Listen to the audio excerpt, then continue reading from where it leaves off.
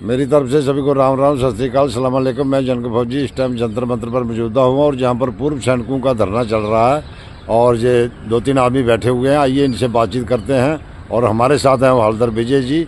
विजय जी राम राम।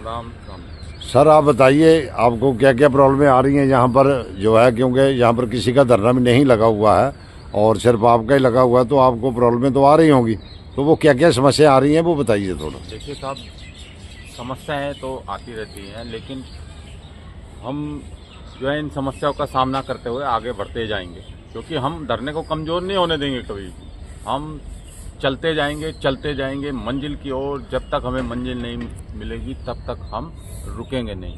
तो मैं पूर्व सैनिकों को कहना चाहूँगा कि देखिए 3 मार्च को भूल नहीं जाना है। 3 मार्च 2024 दिन रह गए हैं तकरीबन, और आपके पास 4 दिन रह गए हैं।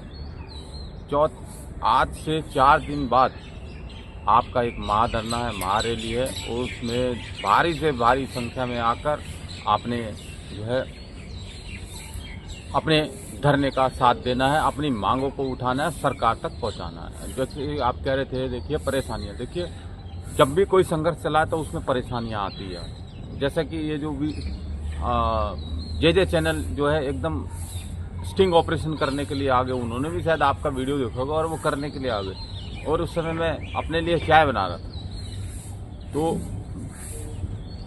अब ये देखिए, और जैसे कल प्रशासन भी पहुंच गया होगा। तो मैं उन लोगों से यही एक बात कहना चाहूँगा, देखिए व्हाट्सएप ग्रुपों में बैठकर बातें करना तो बड़ा आसान है।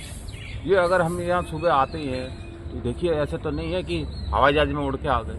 अरे हमें तैयार होना है, निकलना है, मेट्रो बस कैसे भी यहाँ आना है, समय लगता है। तो साहब देखिए, हम अपना समय दे रहे हैं पूर्व सैनिकों के लिए, ठीक है साहब, क्योंकि ये जो मांगे हैं पूर्व सैनिकों, वीर माताओं के लिए, तो हम हमारे हिस्से की जवाबदारी को पूरा कर रहे हैं। और मैं अपने पूर्व सैनिकों से कहना चाहूँगा, आप अपने अपने हिस्से की जवाबदारी को पूर्ण करें। और 3 मार्च 2024 4 दिन बाद जो है, जो हमारी महारैली है, स्वाभिमान रैली है, उसमें भारी से भारी मात्रा में, भारी से भारी संख्या में आकर अपना आह्वान करें और अपना ज्ञापन सरकार को सौंपें। अच्छा, ये जो आपने जो बता रहे हैं कि 3 मार्च की रैली है, तो इस रैली में देखो धरना तो कोई लग नहीं रहा है, तो आप क्या समझते हैं कि आपको पुलिस प्रशासन जो है वो आपको यहाँ के लिए परमिशन देगा?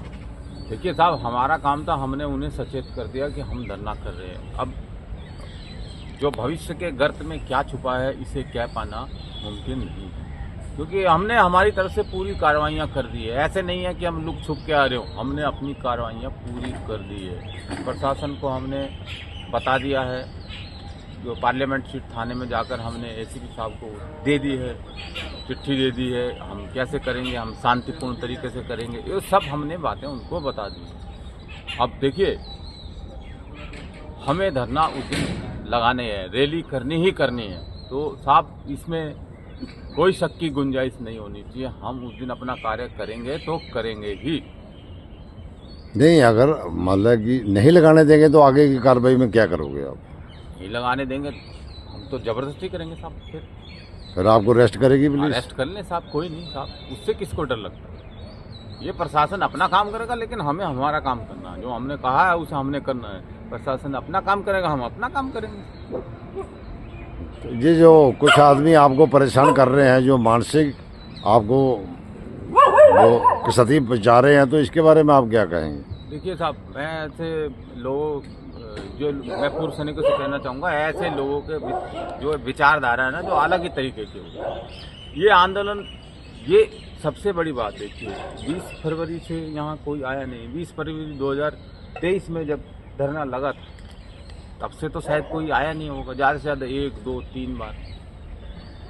लेकिन सब जहाँ भी आप जाएंगे तो आपको एक ही चीज़ सुनने को मिलेगी। 2 बार आके कोई इधर चला गया तो वो संगठन बोले मैं 20 फरवरी से धरने के साथ था। साहब ऐसे साथ होने से क्या हो?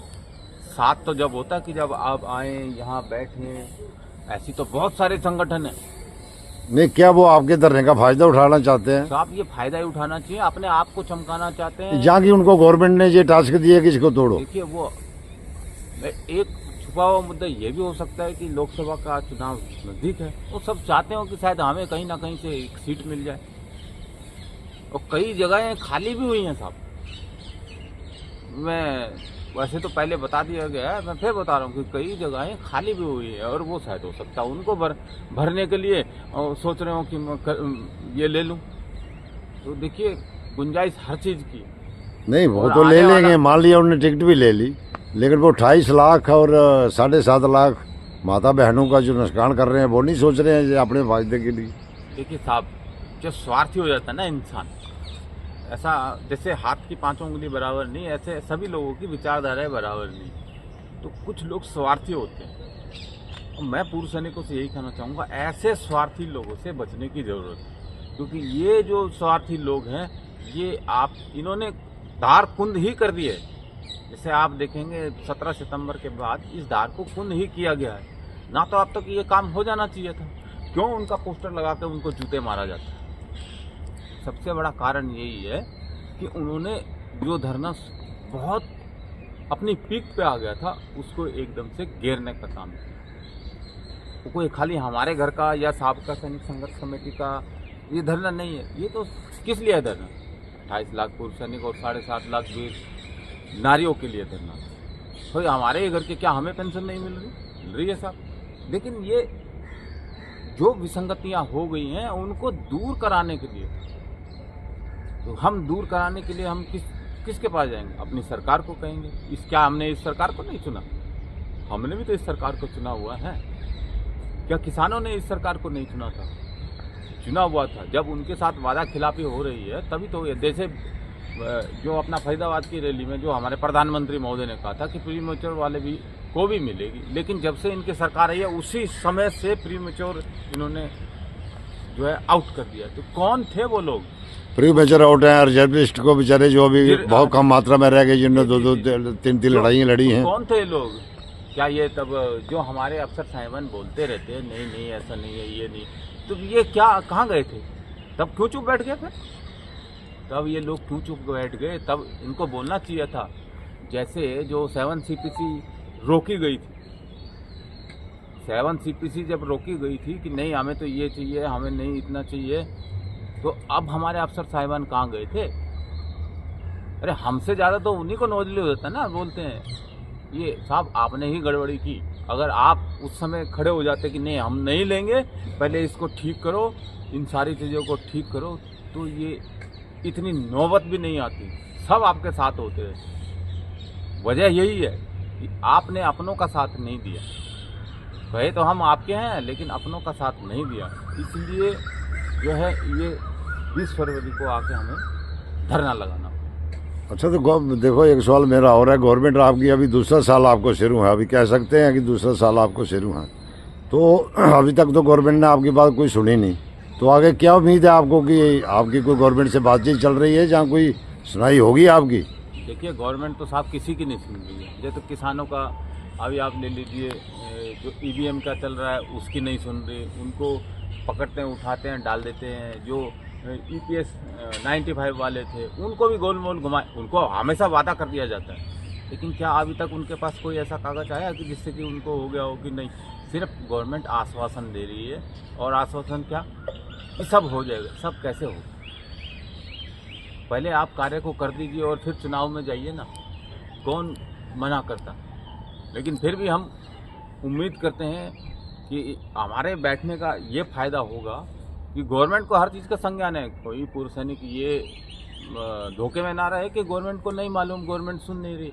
गवर्नमेंट को सब मालूम है, लेकिन ये सब चीज़ें OROP 3 में ठीक की जाएंगी, क्योंकि उन्हें मालूम है कि अगर हमने इस बार कुछ किया तो GSU जवान जो आज अलग थलग बैठे हुए हैं ना, उनको भी थक हार कर इधर ही आना पड़ेगा और बैठना पड़ेगा एक साथ।